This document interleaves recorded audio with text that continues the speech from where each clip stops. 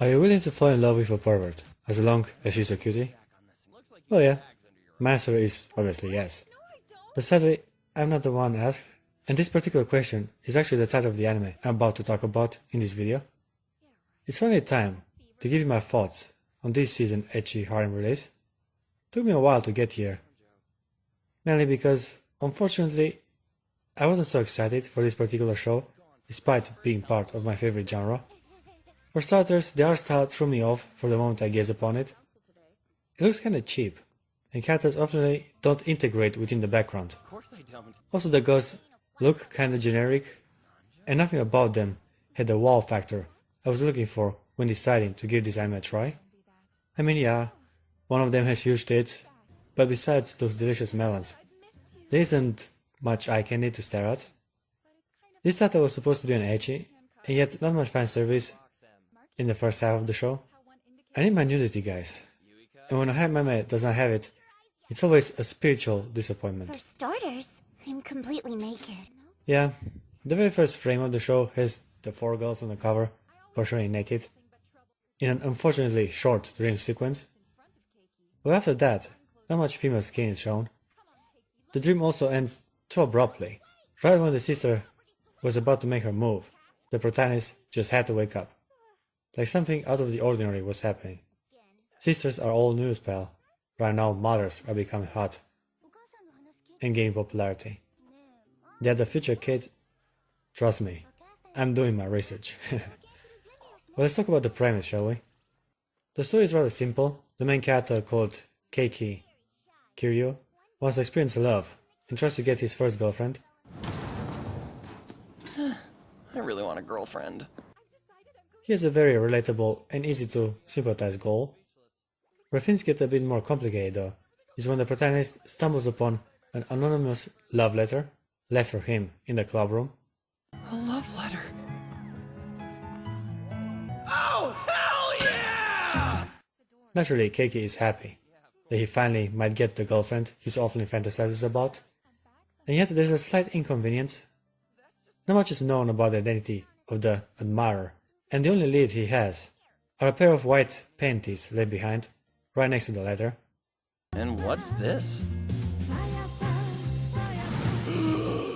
Not the best clue you can find, but it certainly has its perks, as Keiki spends many moments stretching them in his bedroom. You know, like Cinderella. She just happened to drop her underwear instead of a glass slipper. One small problem with the main character though, he ain't the perverted type. I'm a growing, maturing teenager. I have needs. I'd be a fool to part ways with such a treasure trove. Keiki is no clueless idiot either, but I would have preferred if he would have gotten his hands dirty a bit more often, as many opportunities do present themselves for him to take. I'd do anything for you. Whatever your heart desires. The protagonist is on a quest to find his Cinderella, the girl that left her underwear behind for him to sniff and use it as a tool to find her. Sounds like an engaging premise, and honestly, it is a lot of fun to see the main character investigate each and every girl from his life to find out which one is the culprit behind this little mystery. The show relies heavily on character development and dialogue, therefore they had to make each girl as unique as possible to keep things entertaining till the end. Fortunately, the anime does manage to captivate my attention. While the girls might have a generic design, they do have energetic and memorable personalities. Keep in mind, I'm only reviewing the first half, as this title is still airing at the moment, but from what I've viewed so far, the sister is unreasonably not considered a suspect. This is an anime after all. If I were the main character, I would suspect her first from the bunch. You always think so negatively. I mean, she sneaks into the room during the night and has a rather close relationship with her brother. Just because you sleepwalk into your brother's bed doesn't mean I do that. Again, he won't be the first dude to experience some siblings' love. Big brother. Now that I've made this video even more uncomfortable, it's time to narrate the incidents the protagonist has the pleasure to experience as he tries to figure out who his mysterious Cinderella is. The first suspect on the list is the busty, voluptuous upperclassman, Saiki Tokihara. Playing hard to get? What about these then? Are these pennies yours? Why don't you try them on right now? She's the president of the calligraphy club, and at first glance, She seems like a responsible student. Keiki manages to invite her to a date, and she immediately accepts. He is the reason her club still exists to begin with. You really saved me. But I bet you regret joining now. Therefore, Saiki is rather grateful towards the main character. Little did he knew, this busty upperclassman is a big secret from everyone at school. It turns out she has a pet fetish. And by that I mean she likes to be treated as a pet and obey her master. Just what it sounds like. I want you to own me and treat me like an animal. How unfortunate for our protagonist. Huh. He does not know a willing slave when he sees one. No worries, he will get the basics pretty soon, as the next girl he corners is the petite, cute blonde underclassmate Yuika Koga. The cute and honest underclassman Yuika Koga. She seems like the silent, shy type, but as we learned before, nothing is how it seems with these particular girls. The loli spends most of the time in the library and only opened herself to Keiki because he insisted to communicate with her, even though she tried to push him away. Now that brunette and busty is out of the suspect list, it makes sense to move on to the other candidates. On a side note, I like how they tried to simplify Soyuki's character by making her become a maid, instead of pursuing with her dog fetish. Now then, tell me your first order. Back to our blondie. As I mentioned before, she also could be the mysterious Cinderella. The protagonist takes her out on a date to find out more about her. Yuika turns out to be a stuck-up, proud little princess and gets into trouble, as she gets cornered by some shady-looking guys. What's with attractive half-blondes and thugs in anime? This scenario happens a lot. I won't go out with you, so I'm a bitch, huh? Well, I'd much rather be a bitch than date the three of you.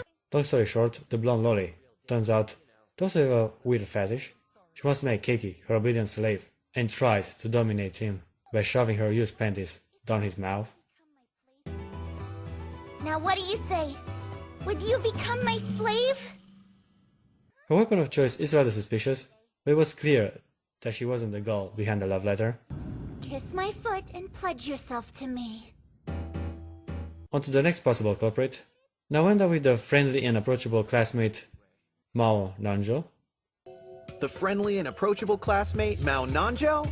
So far she has been rather supportive of the main character and advised him well on numerous occasions. I'm just grappling with the heavy weight of my poor life choices.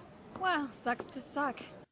She often looks at him when she thinks he does not notice her, and this led Keiki to believe she might just have hidden feelings for him. It's kinda cool how every girl on the suspect list dropped at least one dubious comment in regard with their feelings. Do you want to take a nap in the club room?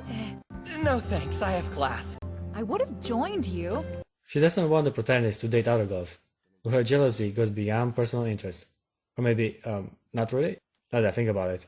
Anyway, the point is, she ain't exactly personally interested in a romantic relationship with Keiki. She wants him to date his best friend. Yeah. Ever since the moment I saw her drawing something, I realized she's one of those fanfic girls.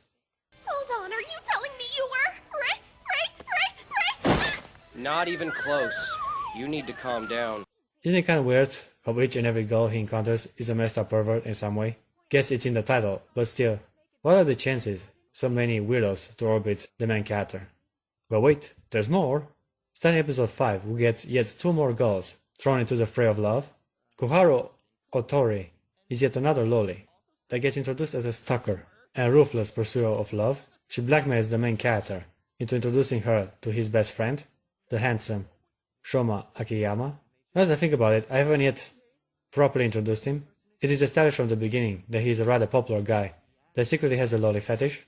If I started saying I want to make a girl half my size my pet, I'd probably start getting some unsavory looks. The pairing between him and Koharu Otori should have been a match made in heaven.